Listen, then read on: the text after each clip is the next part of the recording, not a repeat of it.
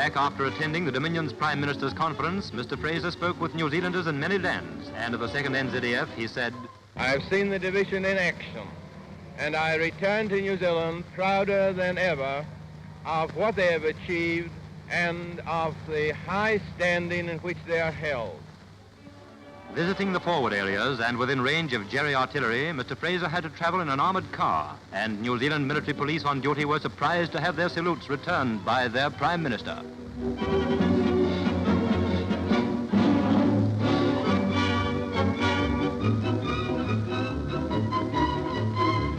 Everywhere, Mr. Fraser had to answer questions about New Zealand, what we are doing, what we plan to do, how things are back home. These boys in Italy are eager for all the news of what's happening down under.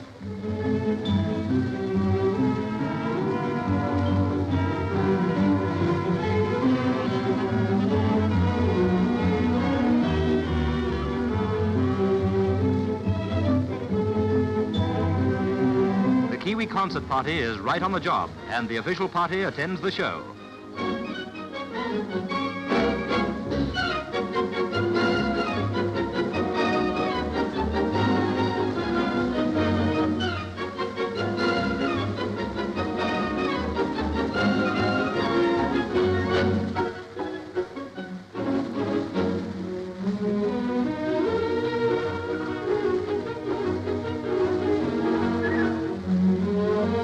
Arriving in Egypt, Mr. Fraser attends a garden party at the Mahdi Sporting Club.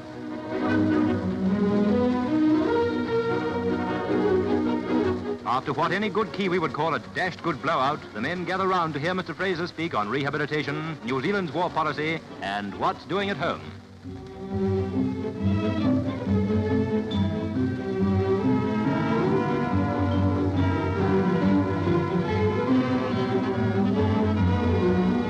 Leaving for home, Mr. Fraser, who not only has seen the war at first hand, but has spoken with many of the war leaders, tells us what we still have to do. I am glad that the war is progressing so favorably and satisfactorily in every field. But there are still difficult and hard days ahead, and we must put our full determination and all our effort into the work.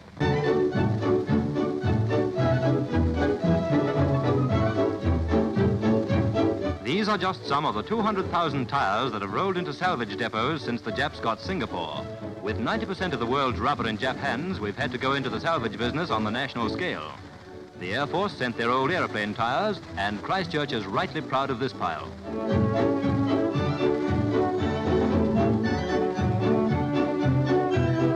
In this Christchurch factory, they use up this old rubber, first cutting off the wire that strengthens and binds the tires, and then chopping them up in this mincer.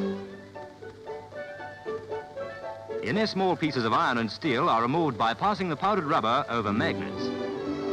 Then begins the process of turning dry powder into plant rubber.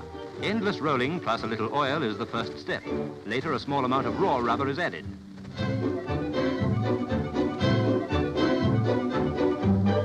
After cooking and a whole lot more rolling, sheets of usable rubber come off the big presses.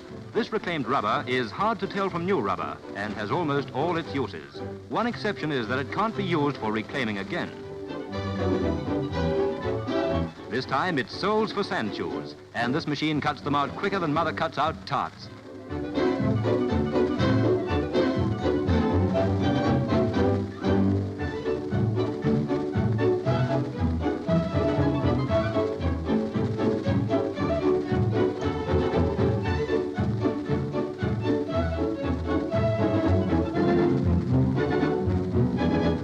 Sand shoes are for the members of the forces, and this use of reclaimed rubber is another instance of how the war has brought a new industry to New Zealand.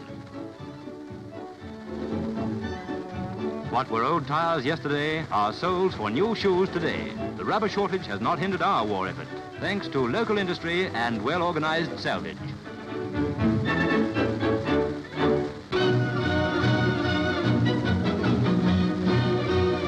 Arriving by flying boat at Auckland this evening are British and Canadian MPs. Representatives of the Empire Parliamentary Association, the 9 British and 4 Canadian members of the delegation, are here to exchange views with local MPs and to study our war effort at first hand.